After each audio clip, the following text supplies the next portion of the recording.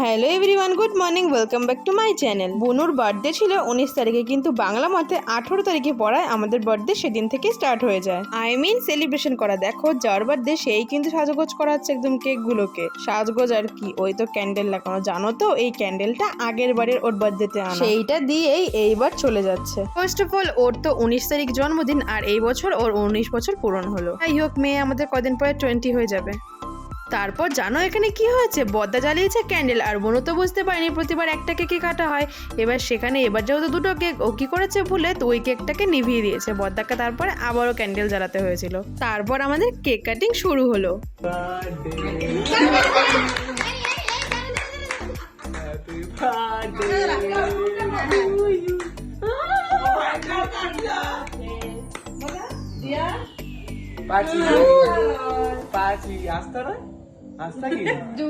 চুপ করবি।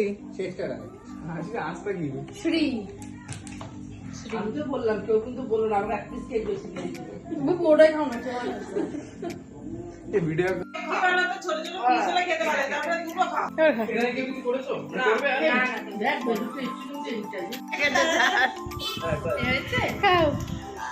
লালি খাওয়া দিচ্ছে, বের করে যা দেখছো ঠিকই দেখছো, এদের বয়স হচ্ছে কিন্তু বুদ্ধি আর বাড়ছে না। এখানে চলছিল ফটো সেশন, আমি তার মাঝেই একটা ভিডিও ক্লিপ তুলে নেই। জানো তো ইনস্টাগ্রামে এখন নতুন একটা ভিডিও খুব দেখছি, তো সেই মিউজিকটাই ভাই বলো চল একটু ট্রাই করি। এবার আমরা তো সেটা ট্রাই করতে যাচ্ছিলাম, যেহেতু আমরা পারি না যার কারণে ওটা করতে পারছিলাম না, সবাই পড়ে গেছি। আর বোন ওটাকে এক্সপ্লেন করছিল যে কেমন ঠিক ফিল হচ্ছিল। আর সব ভাই বোন একসাথে থাকলে যা হয়। আর সেখানে দিদি যখন করেই ফেলেছে ভাইয়ের ঘাড়ে ওঠা, এখন বোনই বা কেন বাদ যাবে। আমিও কিন্তু উঠেছিলাম, কিন্তু কেউ যেন তো ভিডিও আর করে দেয়নি। তারপর কি রাতে মামা সঙ্গের থেকে ফিরে ওকে আশীর্বাদ করলো, আর বনুর মামাও চলেছিল ওকে আশীর্বাদ করার জন্য। তো আমার মামা আশীর্বাদ সারতে সারতেই বনুর মামা দিকে রেডি হয়ে গেলো। দেখো বনুর মামা বলে যাই বলি না কেন, মামা কিন্তু আমাদের সবারই। আর ছোটবেলা থেকেই মামা সবাইকে একদম সমানভাবেই দেখে থাকে। ওর আর কি হাসি ঠাট্টা করতে করতে মামার সাথে আর কি করতে করতে বোনের আশীর্বাদটা সেরে নেওয়া হলো। জানো তো বোনকে মামা আগে থেকে গিফট দিয়ে দিয়েছিল। মামি বলছিল চল ভিডিওতে আর একবার দেখিয়ে দে কেমন করে তুই গিফটটা দিয়েছিলিস।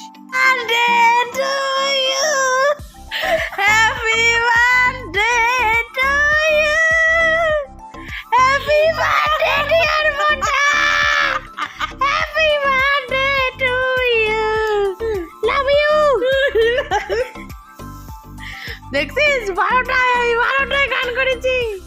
সেদিন রাত 12টার পর উইশ করার পরে আর কোনো ভিডিও ক্লিপ নেইনি। পরের দিন সন্ধ্যাবেলায় আমরা সবাই রেডি হয়ে বেরিয়ে গেছিলাম রেস্টুরেন্টে খাওয়ার জন্য। আমরা ওই মোটামুটি 15 থেকে 16 জন মতন গিয়েছিলাম। একটা গাড়িতে যেহেতু ধরতো না, তার জন্য দুটো গাড়িতেই আমরা গিয়েছি। যাই হোক, ওখানে তো গিয়ে দেখি একটা বড় পুকুর আর একটা ছোট পুকুর একদম পাশাপাশি বসে আছে, যেন বোনও আর আমি, বড় আর ছোট। তারপর তো ভেতরে ঢুকে বসে পড়লাম। বসে পড়ে এদিকে অর্ডারও দিয়ে দিয়েছি, আর আমাদের 2-1 জনের আসা বাকি ছিল, তাই জন্য তাদের জন্যই অপেক্ষা করছিলাম।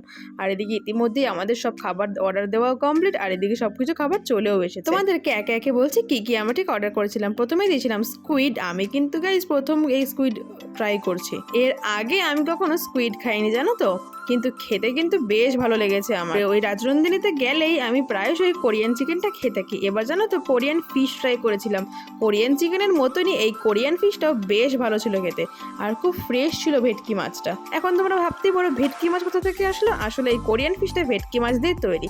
তারপরে চলে এসেছিল অক্টোপাস। জানো তো অক্টোপাস আমি প্রথম ট্রাই করি। এই স্কুইড আর অক্টোপাস আমার ফার্স্ট ট্রাই আজকে। কি আমার এক্সপ্রেশন দেখে বুঝতে পারছো তো ঠিক কতটা টেস্টি ছিল। তারপরে একটা কাবাবও নেওয়া হয়েছিল। আসলে যারা স্কুইড আর অক্টোপাস খায় না তাদের জন্য এই ফিশ আর কাবাবের আইটেমটা রাখা।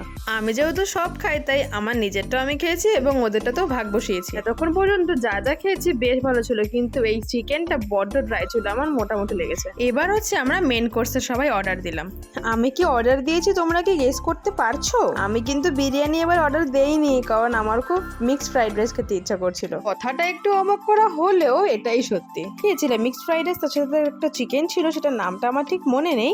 আর ভাই ওরা খেয়েছিল নান আর একটা মটনের ডিশ আর একটা চিকেনের ডিশ, আর বাকিরা কেউ মটন বিরিয়ানি আর কেউ চিকেন বিরিয়ানি। আর সবাই এই খাওয়া দাওয়ার সাথে রিফ্রেশমেন্টের জন্য একটা করে ড্রিঙ্কসও নিয়েছিল। ওয়েবসাইট ভেবে আমি, বনু আর তিশাদিক অর্ডার করেছিলাম এই মিন্ট মজিতোটা। ভাই অর্ডার করেছিল এমন একটা জিনিস, খেতে কি বাজে যে ছিল কি বলবো, আইসক্রিম দিয়ে কোনো একটা কিছু হবে বাট ভালো লাগেনি। আর বিট্টু এমন একটা জিনিস অর্ডার করেছে যেন খেয়ে মনে হচ্ছে আমি কোনো খাচ্ছি। যাই হোক, তারপরে ডেজার্ট নিয়েছিলাম এই ব্রাউনি সিজনিং আইসক্রিমটা, যেটা আমি এইবার প্রথম খেয়েছি, কিন্তু আমি শুনেছি এটা খেতে বেশ ভালো হয়। আর খেয়ে দিয়ে বুঝলাম সত্যিই তো বেশ ভালো খেতে।